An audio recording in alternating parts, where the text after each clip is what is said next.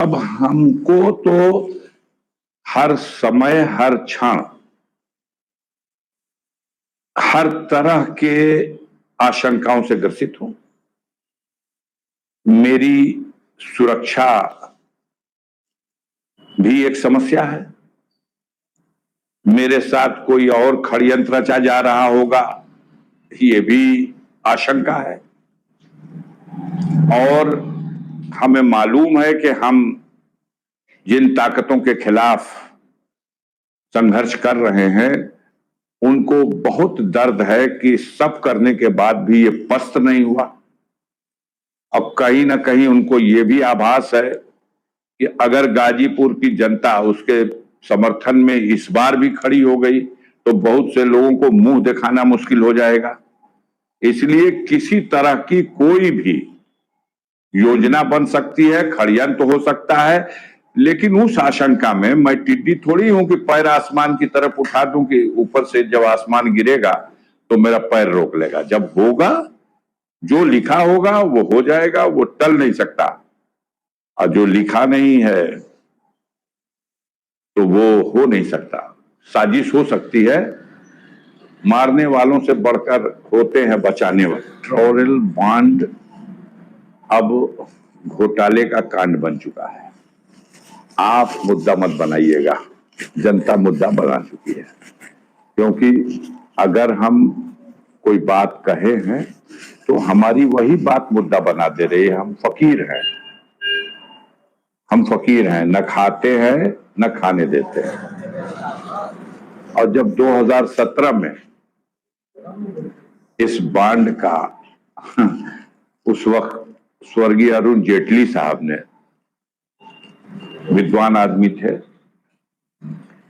तो जब ये बात आई तो उस समय भी ये चिंता हुई थी। और आपको याद होगा या मैं बता सकता हूं कि रिजर्व बैंक ने भी इस पे आपत्ति जताई थी और निर्वाचन आयोग ने भी इसे सही प्रक्रिया नहीं माना था। लेकिन हमें करना था तो हमने कर दिया। और 2017 से 2024 तक हम जो चाहे करते भी रहे। हमें कभी एहसास न था, ना अब हो गया तो मानना पड़ेगा। और नहीं तो जब कोई मतलब सत्ता के नशे में होता है तो उसे ये एहसास ही नहीं होता कि किसी दिन सिचुएशन बदलेगी और भेद खुलेगा और परिस्थितियां चेंज होंगी तो क्या हम उत्तर देंगे। अब उत्तर तो एक दे रहे थे, हमारे देश के गृह मंत्री उत्तर दिए कि दरअसल ये व्यवस्था लाई गई थी काला धन को समाप्त करने के लिए। जैसा मैं पढ़ रहा हूं, आप भी पढ़ रहे होंगे कि इस बांड को खरीदने के लिए सिर्फ एक बैंक को, स्टेट बैंक को ही ये जिम्मेदारी, ये अधिकार प्राप्त था। और इस बांड को खरीदने के लिए कोई बोरिये में रुपया लेके थोड़ी जा रहा था। रुपया तो बैंक के अकाउंट से, और उस बैंक को कहा जा रहा था कि इतना ये पैसा है और इसके बदले हमें दे दीजिए।